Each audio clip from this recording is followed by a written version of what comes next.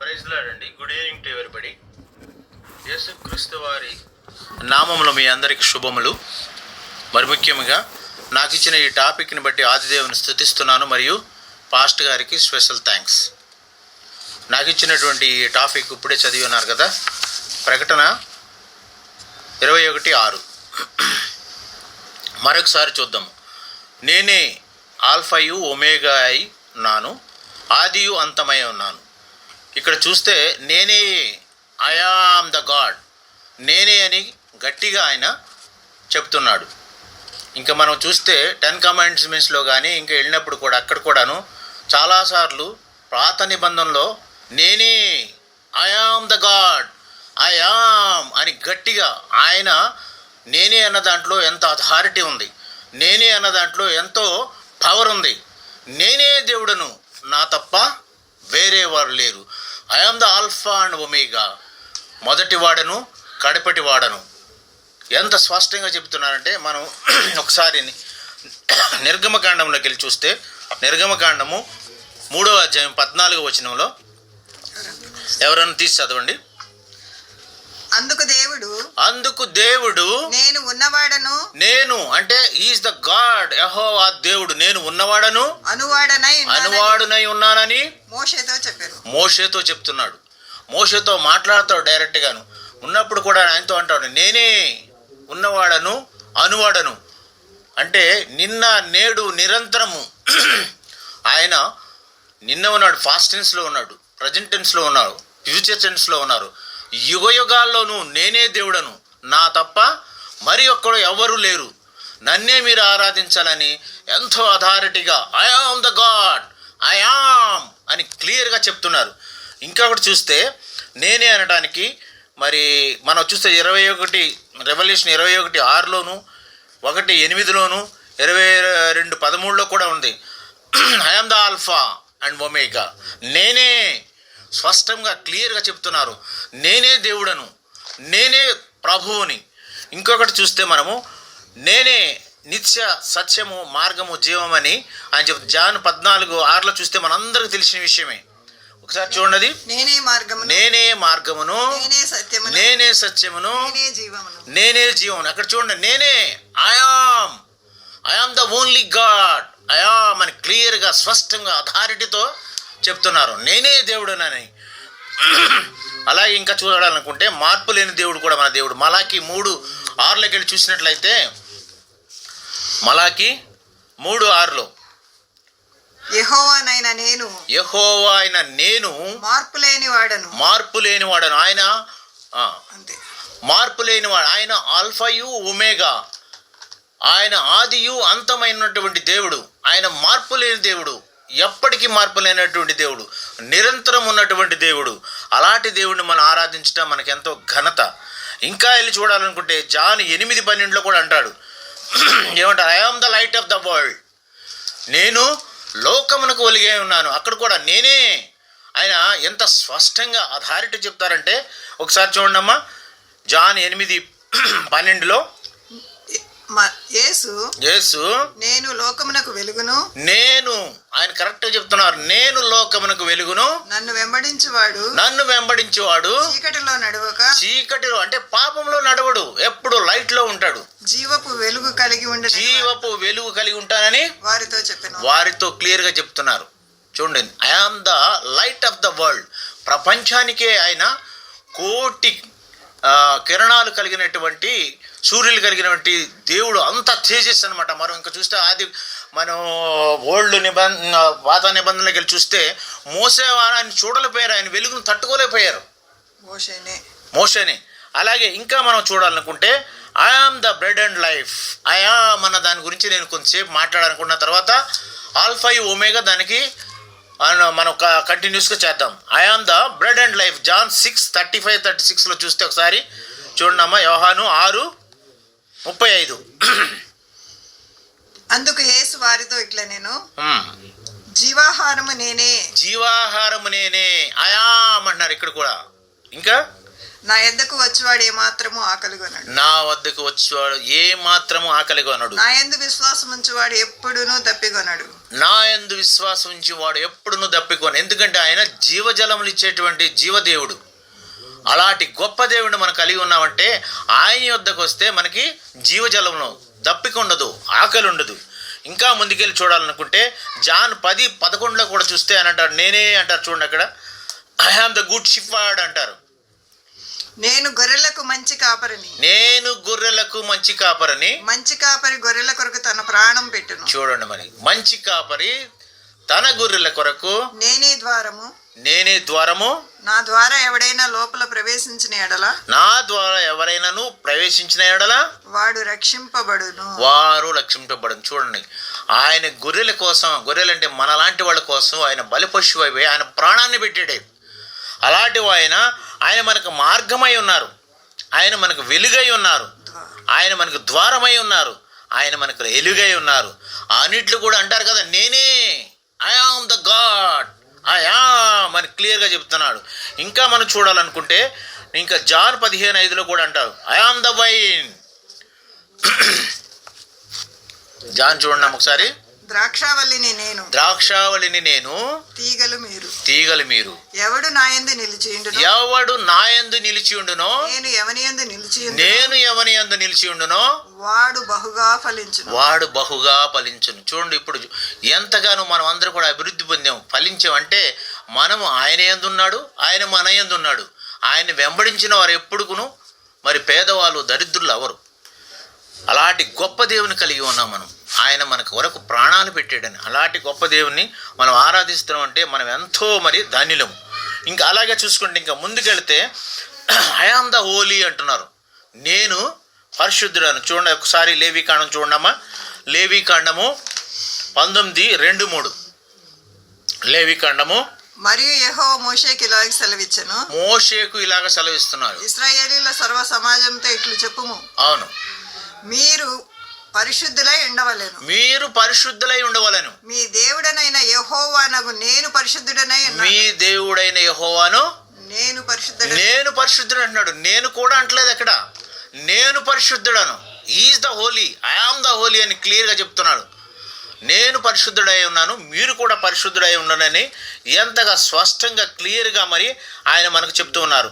అదేవిధంగా ఇంకా చూస్తే మనము జాన్ యోహాను 18:6 చూడండి ఒకసారి. జాన్ 18:6-7-8. ఇది మీకు అందరికి తెలిసిన విషయమే. ఆయన నేనే ఆయనని వారితో చెప్పగా, I am who he they are searching for the God in the Gethsemane తోట. గెత్సెమనీ తోటలో ఆయన ఎదుగుతున్నప్పుడు మన అందరు తెలిసిన విషయం ఇది. ఆయన ఫాస్టింగ్ ప్రేయర్ చేస్తుండగా ఆయన వెతుక్కుంటూ వస్తారు. అప్పుడు ఏమంటారు, ఆయన నేనే ఆయనని వారితో చెప్పగా వారు వెనుకకు తగ్గి నేల మీద పడిపోయారు. చూడండి మరి ఆయన ప్రభావం, ఆయన మాటలో ఉన్న ప్రభావం కింద పడిపోయారంట. వాళ్ళు సైనికులందరూ ఎంతో మంది వచ్చారు అక్కడికి, మనకు తెలుసు లెక్క. ఆయన మీరు ఎతుకుతున్న ఆయన నేనే అంటున్నారు. I am the God who are searching for you, I am అని అంటున్నారు. ఆయన నేనే ఉన్నవాడను, రండి నన్ను తీసుకెళ్ళినని క్లియర్గా. ఇంకొకళ్ళు అయితే మనం భయపడి పారిపోతాం, దాక్కుంటాం. ఆయన ఏమి భయపడలేదు. తండ్రి చెప్పిన లేఖనాల ప్రకారంగా నెరవేర్చుటకు గాను ఆయన సిద్ధంగా ఉన్నారు, బలిపశు అవడానికి సిద్ధంగా ఉన్నారు. అమ్మా, అక్క, చెల్లి, మీరు ఒక్కసారి చూడండి, అలాంటి గొప్ప దేవుని కలిగి ఉన్నాం మనం చెప్పుకోగలుగుతున్నామా? నేనే ఆ బలి పశువుని అంటున్నారు. నేనే క్రిస్టియన్ అని మనం చెప్పుకోగలుగుతున్నామా? చూడాలి, మనం పరీక్షించుకోవాలి. ఆయన ఎంత క్లియర్గా చెప్తున్నారు, I am the God, I am who you are searching for, I am మనకు క్లియర్గా చెప్తున్నారు. అట్టి దేవుని మనం కలిగి ఉన్నామమ్మా. ఇంకా మనం కొంచెం ముందుకెళ్ళి చూడాలనుకుంటే జాన్ 6:20 చూడండి ఒకసారి. మనకు అందరికి తెలిసిన విషయమే. ఆయన వస్తుండగా భూతం అని భయపడతా ఉంటారు. జాను 6:20. అయితే ఆయన నేనే, భయపడకూడని వారితో చెప్పాను. అప్పుడు కూడా అంటున్నారు, అయితే నేనే, మీరు భయపడకూడదు. అంతకితం వాళ్ళంతా భూతం అని ఏదో అనుకుంటున్నారు. ఆయన నీళ్ల పైన, సముద్రం పైన నడిచి వస్తుంటే వాళ్ళు భయపడిపోయారు, ఎవరు ఇదో భూతం అనుకుని. అప్పుడు అంటున్నారు, don't worry, don't afraid, I am, నేనే అని అంటున్నాడు క్లియర్గా. నేనే. ఇంకా మనం ముందుకెళ్ళి చూడాలనుకుంటే అనేక మంది చెప్తూ ఉంటారు కదా, మన దేవుణ్ణి వెంబడించడం వల్ల మనకి ఏ కష్టాలు ఉండవు, మళ్ళీ ఏ బాధలు ఉండవని. ఇంకా మనం ముందుకెళ్ళి చూడాలనుకుంటే మన ఐజేయ 9:6 కూడా ఒకసారి చూడమ్మా. ఐజేయ 9:6. ఆశ్చర్యకరుడైన దేవుడు, ఆలోచనకర్త, బలవంతుడైన దేవుడు, నిత్యుడగు తండ్రి, సమాధానకర్త. చూడండి ఎన్ని పేర్లు ఉన్నాయి ఆయనకి, చాలా పేర్లు ఉన్నాయి.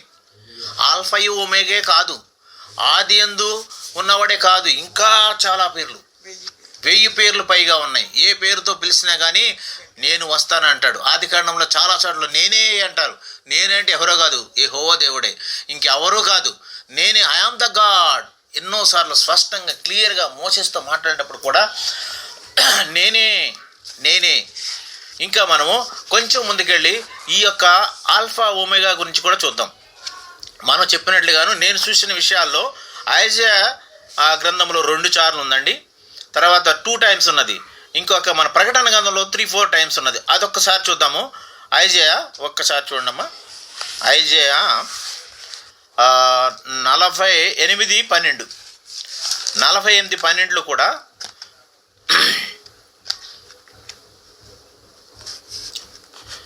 ఐజేయ 48:12 యాకోబు నేను పిలిచిన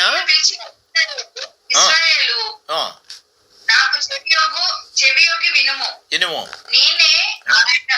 నేనే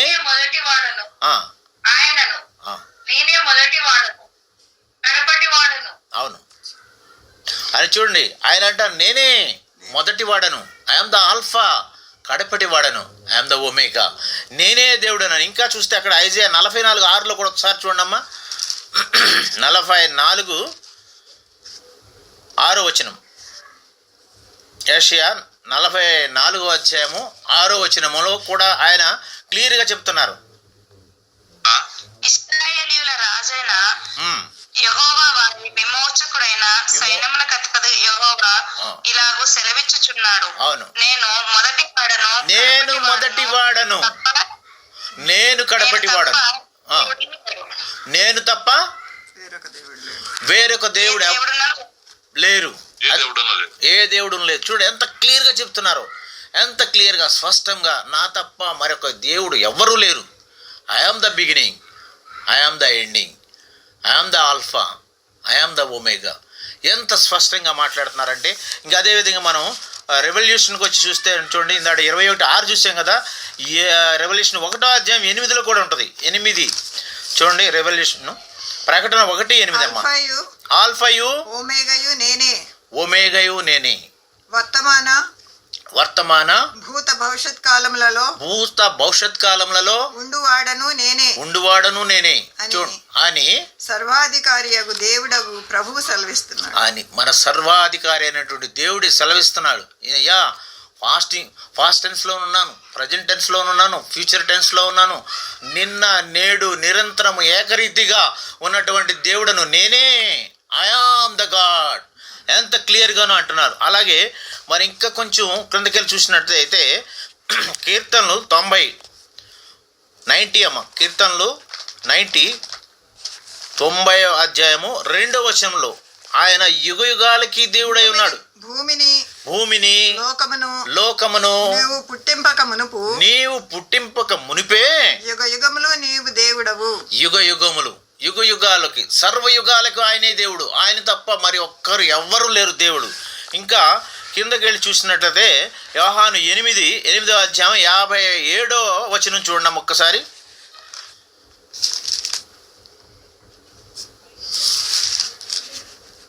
ఆయన అక్కడ వారితో మాట్లాడుతున్నప్పుడు అందుకు యూదులు నీకు ఇంకను 50 సంవత్సరాలైనా లేవే. ఆయన చూడు అంటున్నారు, నీకు ఇంకాను, ఆయనకు అప్పటికే 33 ఎన్ని ఉంటాయి, 50 సంవత్సరాలు కూడా లేవే. నీవు అబ్రహామును చూసితివా అని ఆయనతో చెప్పగా యేసు అబ్రహాం పుట్టక మునిపే నేను ఉన్నానని. చూడండి మరి ఆయన ఎంత క్లియర్గా చెప్తున్నాడు. I am there before Abraham.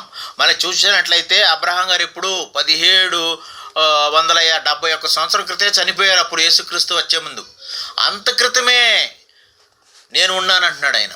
వీళ్ళు అంటున్నారు నువ్వు 50 సంవత్సరాలు కూడా లేవయ్యా, నువ్వు అబ్రహాం చూస్తావు అంటే ఆయన క్లియర్గా చెప్తున్నాడు, ఎస్ ఆయన పుట్టక మునిపే నేను ఉన్నాను అంటాడు. నేను ఆది దేవుడిని, I am the alpha, I am the beginning, I am the God yesterday today and for ever.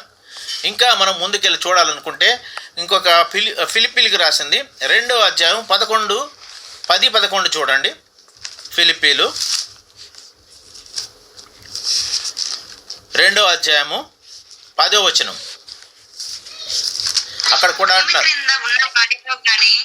ప్రతి వాని మోక్షను యేసు నామమున వంగునట్లును ప్రతి వాని నాలుకయు తండ్రి అయిన దేవుని మహిమార్థమై యేసుక్రీస్తు ప్రభువని ఒప్పుకొనున్నట్లును దేవుడు ఆయనను అధికముగా హెచ్చించి ప్రతి నామమునకు పైనామమును ఆయనకు అనుగ్రహించెను. చూడండి, అన్ని నామముల కన్నా పైనామం అయింది.